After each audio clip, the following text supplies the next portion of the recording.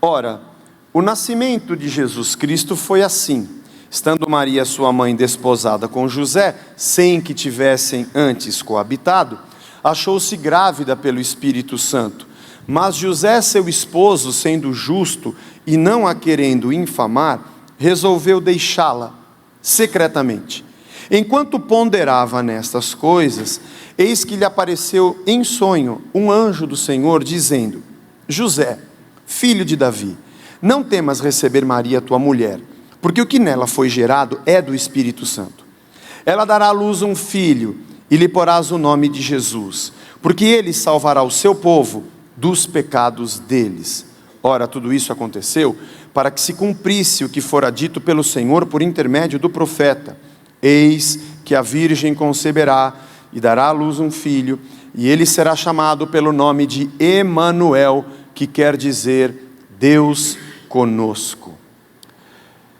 Quando Mateus escreveu o Evangelho, ele conta a história de como José recebeu o sonho. Você imagina, naquela época, estar desposado era uma promessa de casamento. Digamos assim, Maria estava prometida para José. Era um noivado mais sério do que o noivado que a gente vê hoje. Aliás, se na fase do desposamento a mulher cometesse algum deslize, para se desmanchar o desposamento era como se desmanchasse um casamento. Apesar da carta de divórcio, eu li algum historiador dizendo que não precisasse ser assinada, mas tinha que ter. Poderia ser feita publicamente diante de todos ou particularmente em família. Mas da mesma forma, o homem repudiaria aquela moça com a qual ele estava desposado. Era um compromisso firmado, mas ainda não habitavam juntos. Maria se encontra grávida. José prefere deixá-la, mas ele tem um sonho, e Deus diz: não abandone Maria, porque o que está gerado nela é do Espírito Santo. Esse menino vai se chamar Jesus, e ele vai salvar o mundo dos pecados deles. E aí Mateus faz uma nota, como se fosse um parênteses. Isso aconteceu, Mateus dizendo ao povo para quem ele escrevia, para que se cumprisse a palavra do profeta. Isaías 7, 13 e 14. Então disse o profeta: ouvi agora, ó casa de Davi, acaso não vos basta fatigardes os homens, mas ainda fatigais também ao meu Deus? Portanto o Senhor mesmo vos dará um sinal: eis que a virgem conceberá e dará à luz um filho, e lhe chamará Emanuel. Isaías trouxe essa palavra num momento em que o povo de Israel necessitava da compreensão de tudo que Deus fazia. Aliás, é com a gente assim também hoje. A gente não consegue compreender o que Deus prepara. A gente fica muito duvidoso com Deus. A gente erra, cai em pecado, toma caminhos errados. É como se Ele falasse: escuta, vocês estão entendendo o que eu estou fazendo? Vocês vão ter um sinal de que eu estou no meio de vocês. Uma virgem vai dar à luz a um menino, e o nome dele vai ser Emanuel, que significa Deus conosco. Mateus repete esse versículo alguns séculos depois, quando ele escreve aqueles irmãos judeus que creram em Cristo na época do Império Romano, um pouco mais de 30 anos após a morte de Jesus. E assim ele descreve que o Deus que sempre nossos pais creram. Aliás, o livro de Hebreus começa assim: Deus falou aos nossos pais em outras épocas pelos profetas, mas hoje Ele nos fala através de Jesus. E Mateus dizia: esse aqui é o Emanuel, esse é o Deus com a gente, o Deus presente. Nós vamos hoje celebrar a ceia, nossa ceia do mês de dezembro, a ceia do nosso Natal. Deus conosco e a gente com Ele, na mesma mesa. Lendo esse texto, eu fiquei pensando tantas coisas a respeito dessa obra divina, do Criador, passar a fazer parte da nossa existência. Não há momento de maior revelação na palavra de Deus do que o Verbo que se fez carne. Tudo o que você precisa saber sobre Deus está em Cristo. E tudo o que o homem deve saber sobre Deus e alcança saber sobre Deus, estava manifesto em Cristo.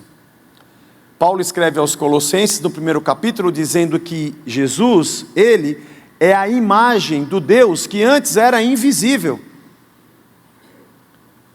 João, quando escreve o seu evangelho, diz que o Verbo se fez carne e vimos a sua glória. Aquilo que a gente ouvia sobre Deus, agora a gente vê. Não foi ninguém que teve uma visão. Ele se transformou em carne e ele habitou entre nós. E nós podemos tocá-lo. Eu imagino o testemunho de Pedro, João, Tiago, Tomé, todos os discípulos que caminharam com Jesus. As histórias apaixonantes que eles contavam na igreja do primeiro século após a ressurreição de Cristo. Nós caminhamos com ele, ele partia o pão. Nós o vimos, nós o ouvimos, nós o tocamos. E a certeza da habitação do Espírito nesses homens era passada para a igreja como quem pode dizer: esse Senhor que habita em nós, coloca em nós o mesmo sentimento, o mesmo clima e o mesmo ambiente dos dias que a gente sentava com ele na mesa, ou na beirada de um poço para puxar água, ou quando a gente sentava no Monte das Oliveiras, ou caminhava pela Galileia e ouvia as suas histórias. Ele está em nós. Deus conosco, ele foi gerado por Deus. Foi o que o Senhor disse a José: gerado por Deus dentro de Maria. Ninguém pode se autogerar. O verbo genal do grego, quando Jesus fala para Nicodemo, você tem que nascer de novo, não é o verbo nascer. O grego é uma língua que tem um sopro filosófico nela. É muito legal isso. Aliás, Deus escolheu se manifestar e se revelar a nós como não judeus e ao mundo greco-romano e ao mundo ocidental e ao mundo todo, na verdade, por essa língua. O evangelho foi escrito assim. O verbo genal é o verbo ser gerado. Para o grego não tem esse papo de eu vou nascer, eu não consigo nascer, ninguém se nasce, se é gerado. Tudo que o homem gera, ele gera sob pecado. Depois da queda, todo ser humano gerado seria gerado debaixo da marca do pecado. Somente Deus poderia fazer ser gerado um ser humano sem que fosse, não sei se essa palavra seria correta, mas sem que tivesse a contaminação dessa marca. Ali estava o Filho de Deus, não houve nenhum ser humano como ele, apesar de que não houve nenhum ser humano tão humano quanto ele. Esse é um paradoxo. Perfeitamente Deus e perfeitamente homem. Ele era um homem com todos os desejos, anseios ou tentações que um homem normal pode ter, mas era perfeitamente Deus com toda a pureza e santidade que só Deus pode ter. Um homem normal não geraria aquele Cristo. Nenhum de nós fomos gerados assim. Nenhum de nós somos o verbo que se fez carne. Não, nós somos carne tentando se encher do verbo. Ele é diferente. Ele é o verbo revestido num corpo humano. Ele é gerado por Deus. Deus o gera da maneira que nenhum homem poderia gerá-lo. E nenhum mal foi gerado de Cristo a partir dele. Um ser humano gera um outro ser humano, que tem as características humanas, a bondade e a maldade do ser humano. Nós somos capazes de gerar coisas boas, mas também somos excelentes para gerar o mal. Mas Cristo, quando nasce, o verbo que se fez carne, é alguém que gera o que nenhum ser humano poderia gerar.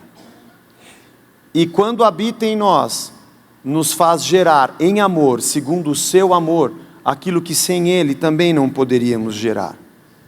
Se morrer já era um sacrifício para Deus eterno, nascer sob a condição humana também era um sacrifício para o Deus eterno.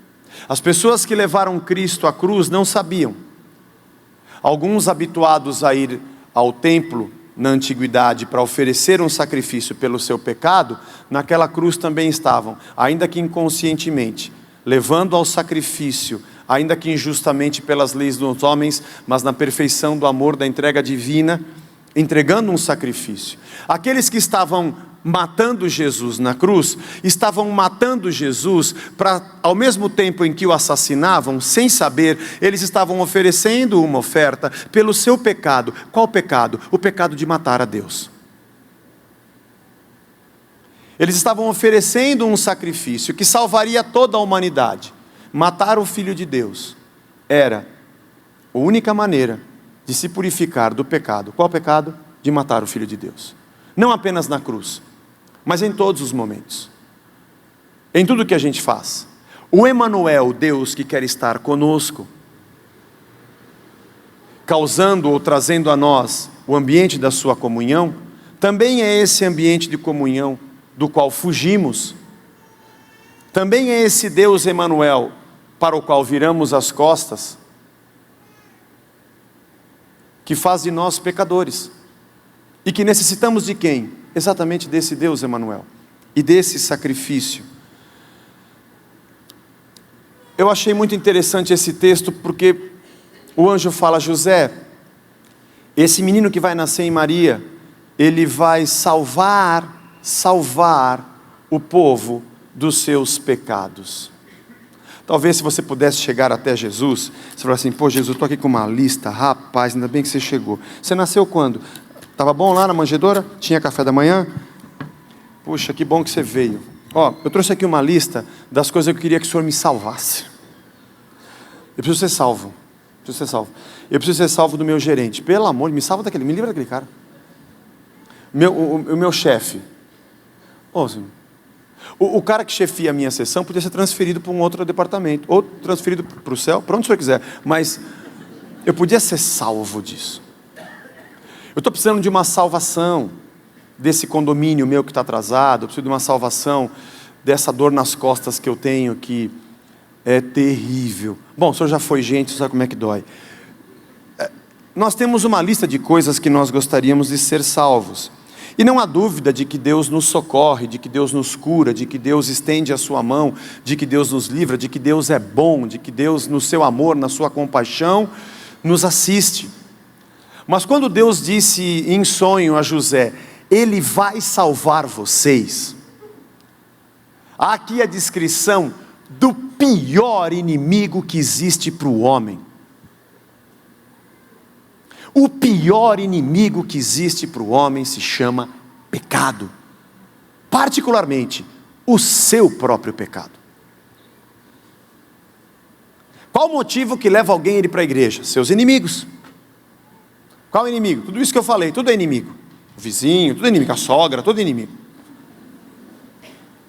Quando a gente olha para uma coisa que a gente não gosta, a gente pega a máscara do Satã e é esse aqui, ó.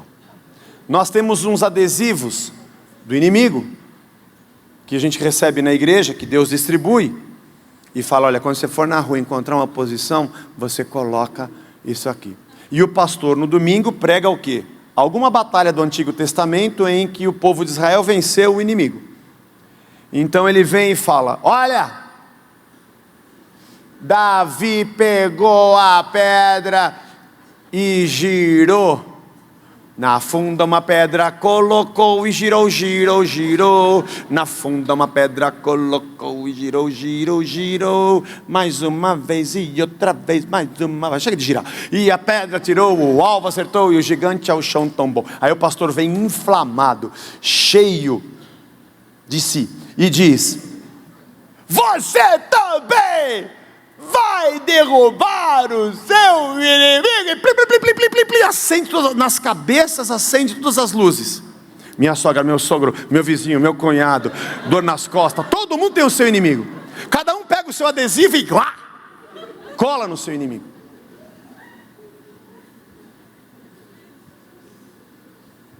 Imagino que sua risada tenha sido uma revelação espiritual. E você pensou assim: eu vou jogar fora o restinho de adesivo que eu tenho aqui. Está aí no seu bolso. Mas ela não para por aí. E você fica, eu vou acabar com esse inimigo. E aí vem aquela inflamação, você vai acabar com ele. E aquela catarse, vai acabar com ele. Você vai jogar a pedra, não vou. E aí canta-se uma música, e o pastor suado passa o lenço da cabeça, pega o lenço, e você vai, e você chora, ajoelha, e como canta muito, aí vai ficando suado, aquele som alto, alguém te empurra, aí você está cansado, e o cara gritando no microfone, do babado, aí o microfone tá perdigoto, irmão,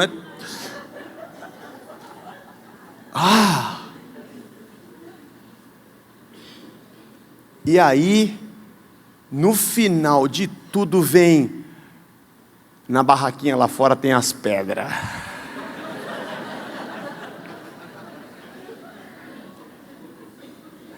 R$ 500 cada pedra. Irmão, R$ 500 você compra um caminhão de brita. Mas aí o cara pega aquela pedra ungida, essa aqui, coloca em cima da casa. Na semana seguinte ele compra a espada, na outra ele traz o carrinho de feira. E quando você vai na casa dele, tem um altar cheio de badulaque ungido, que se chama Deus.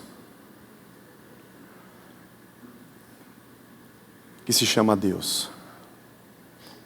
Isso tem um nome: idolatria evangélica. Jesus não falou de nenhum desses inimigos. Ele falou, ele vai salvar. Vocês precisam ser salvos de um inimigo. Esse inimigo se chama pecado de vocês. É disso, José, que esse menino vai salvar. Dessa maldade, inclusive essa que fala dessas coisas. Aliás, essa maldade que ensina essas coisas é uma das quais nosso país tem que ser salvo.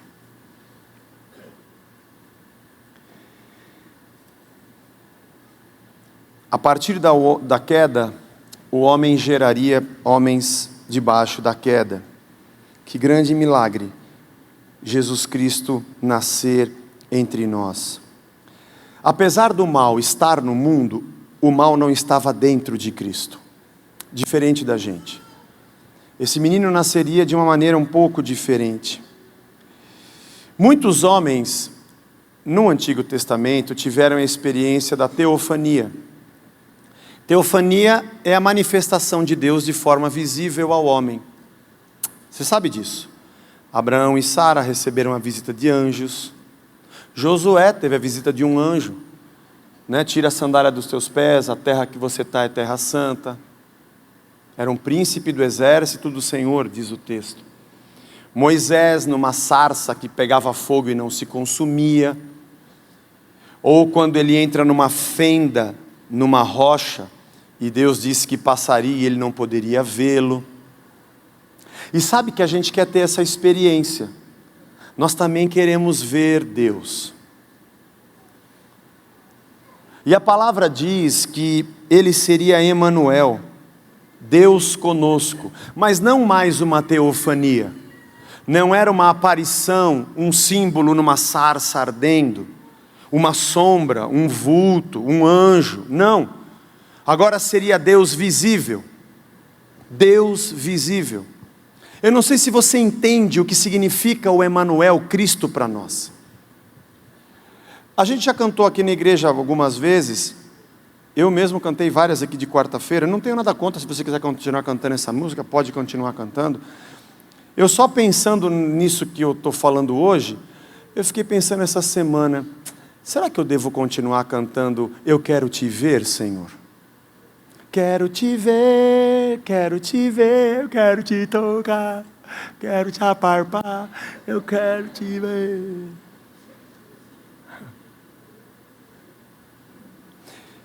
Senhor, quem o Senhor é? Eu sou. Como é que eu vou te conhecer? Vai e faz o que eu estou falando, que uma hora vai vir, eu vou aparecer e vou chamar Emanuel. Mas como é que vai ser? Todo mundo vai ver. Aí de repente vai nascer da Virgem, Jesus, aparece, todo mundo vê. Todo mundo vê. Paulo escreve, ele é a imagem do Deus invisível. E Deus diz, está vendo? É assim, é assim que eu sou. É assim que eu quero que vocês sejam. Essa é a minha revelação. Vocês estão entendendo agora? Acabou a dúvida. Não tem mais que aparecer numa sarça, eu não tenho mais que aparecer como um anjo, eu não tenho mais que ser um vulto que vem e vai, eu não preciso que você vire de costa, você está me vendo, de um jeito que você consegue ver. Vocês vão ver a minha glória como unigênito do Pai. E estava ali Cristo, Ele morre na cruz, ressuscita, e nós temos as Escrituras, o que Ele disse, o que Ele foi, de maneira humana, como Ele se expressava, como Ele sentia, como Ele pensava, seus ensinos, suas reações diante dos problemas, a sua visão de mundo, como Ele se relacionava com as pessoas. A gente consegue ver em Cristo. Só que aí o homem pega a imagem de Deus, que é Cristo, e joga fora, amassa e desfaz, e volta como se Cristo nunca tivesse existido, e fala: eu vi Deus.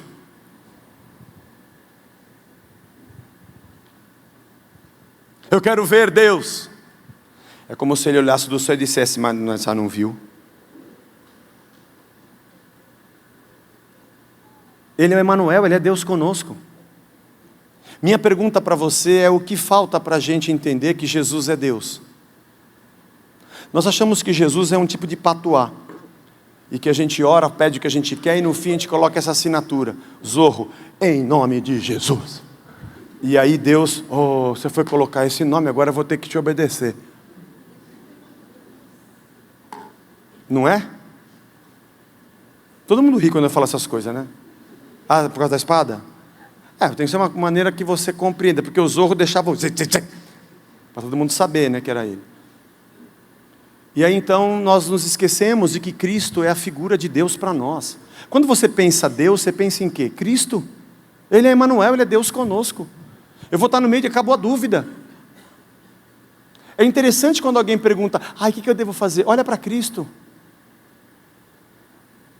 Justiça, amor, sabedoria, reação diante de problemas, reação diante do sofrimento.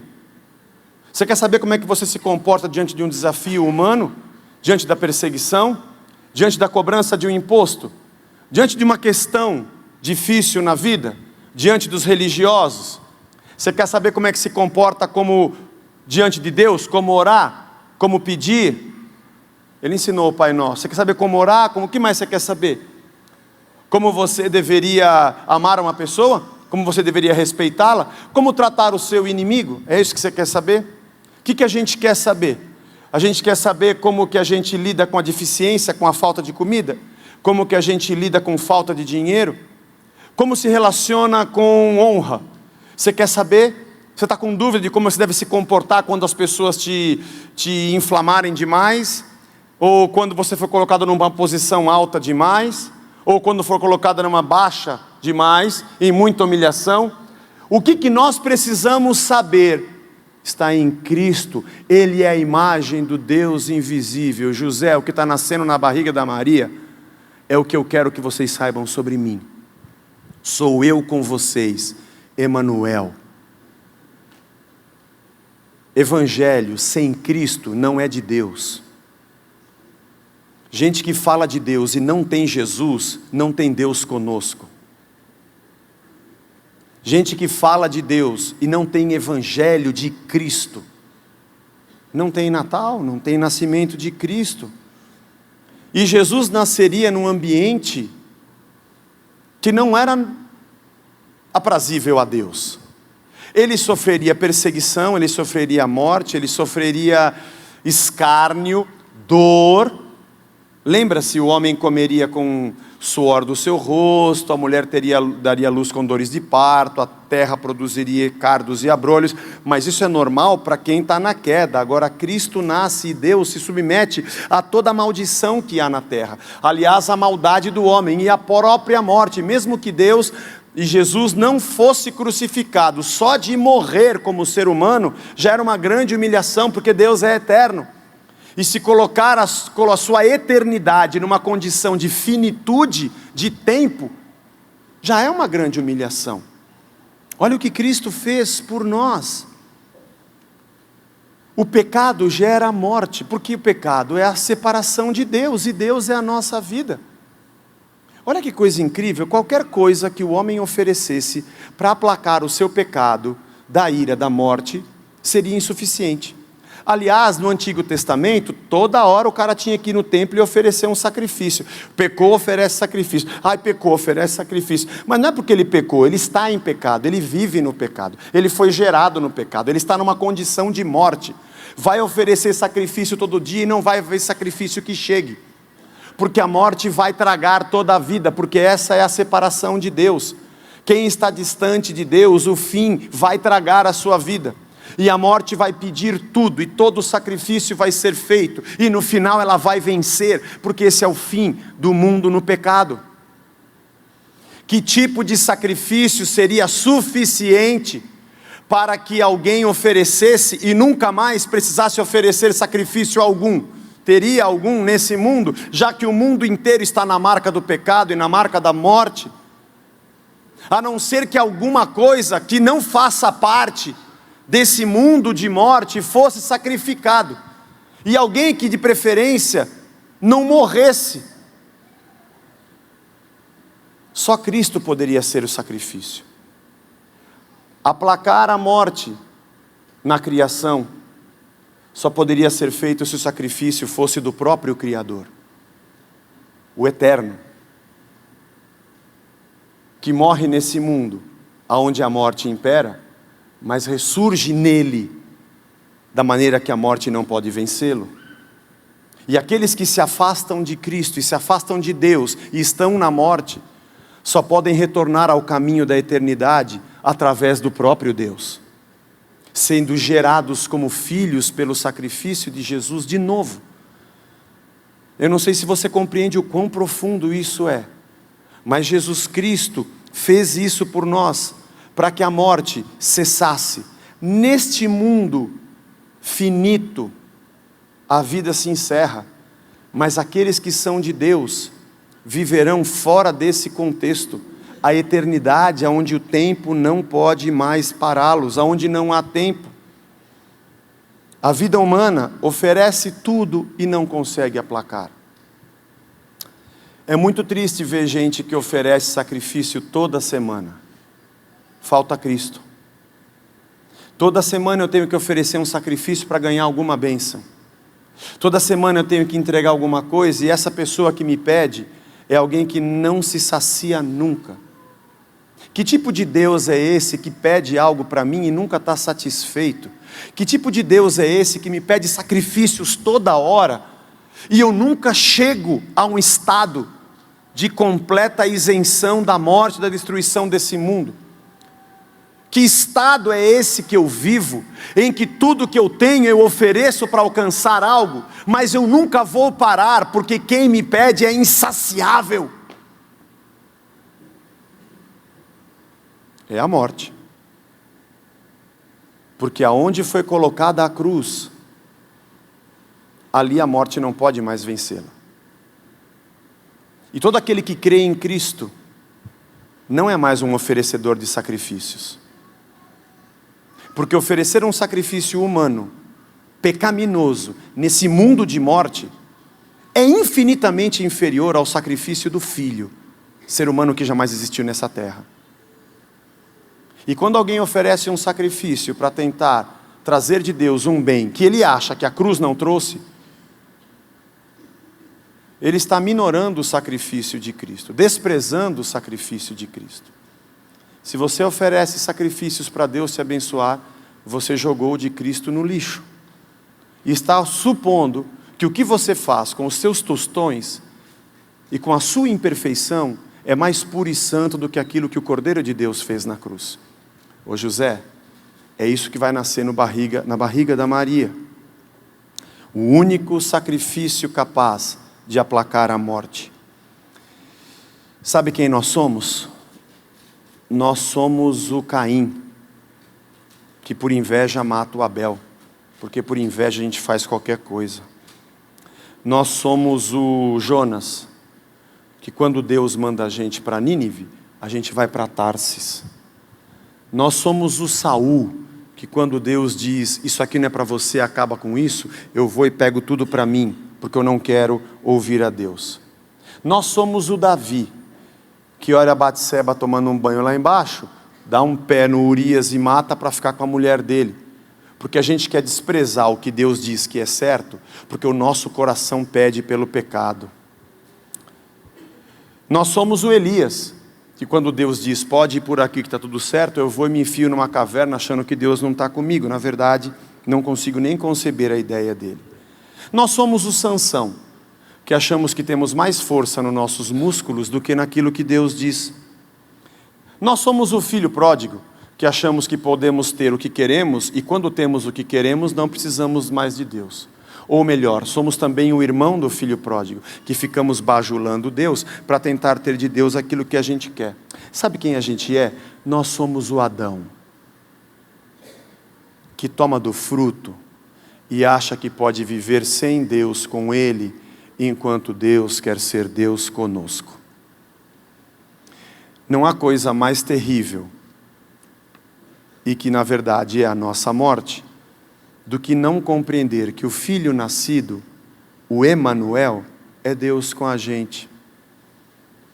E que tentativa fútil tentar fugir de Deus, que é Deus conosco. Que passo suicida que a gente dá quando a gente tenta fazer o que a gente quer fazer sem Deus. Ou quando a gente acha que do jeito que a gente está já está bom e não precisamos dele. Que morte é essa? Que pergunta esdrúxula quando a gente diz, Senhor, aonde o Senhor está? Que a minha panela amassou. Ele diz, eu sou o Emanuel. Onde que eu estou? Com você, dentro de você, para livrar você do seu pecado, porque essa é a sua morte. Busque em primeiro lugar o reino e anda comigo. O resto, não se preocupa com o resto. As outras coisas vão ser acrescentadas. Eu sou o Emanuel. Ô José, não fica preocupado não com a Maria. O que está nascendo nela é o Emanuel. Eu estou entrando no tempo e na história de vocês para viver com vocês. Celebrar o Natal é agradecer a Deus porque Ele está conosco, porque Ele é conosco, porque Ele habita em nós. Celebrar o Natal é compreender que o que Cristo fez, eu não quero me delongar, o tempo não vai dar, mas quando Deus, antes de criar o homem, não tem antes para Deus porque Deus é eterno e não tem tempo, mas pensando no nosso tempo, antes de ser o mundo criado, o Deus que sabe todas as coisas já sabia que Adão ia pecar. E já sabia que Adão pecando e se separando de Deus, ele ia morrer, porque sem Deus não há vida. E ele sabia que para isso acontecer, ele mesmo teria que ser o sacrifício. Então criar o homem não é só um ato de amor, de o fazer e o gerar. É um ato de amor, de sabendo que fazer o homem era a morte para si mesmo. Se tivesse um conselheiro além de Deus, na eternidade, antes da criação, iria dizer, Senhor, não faz isso não. Sabe que ele vai pisar na bola, né? A gente está vendo o futuro, eu estou vendo. E aí sabe quem vai ter que fazer o sacrifício, né? Se eu fosse você, vai sobrar para você esse negócio aí. Criar para Deus é sinônimo de sacrificar-se. A mulher não tem uma dor. Acho que o que a gente vive nesse mundo é só um exemplo pequeno, sabe, uma sombra do que é gerar alguém e isso ser gerado com dores, e um pai e uma mãe sacrificarem suas vidas para criar o seu filho. Mas não é nada comparado à criação, geração e sacrifício de Deus por nós mesmos. A gente tem que levantar as mãos nesse Natal e falar, obrigado, Senhor. Obrigado, Senhor, porque a Tua atitude de nascer, de estar conosco, para nos dar vida, é a razão da gente estar aqui. Quando a coisa estiver ruim e você estiver achando que você está sozinho, fala, obrigado, Senhor. O Senhor está aqui. O Senhor está conosco. O Senhor é Deus. Me perdoa aí, tentei fazer tanto sacrifício, amém, o Senhor já fez. Me perdoa, Senhor. O Senhor nasceu entre nós. Santo Deus, Santo Deus, Santo Deus, Santo Deus, Santo Deus, Santo Deus, Santo Deus.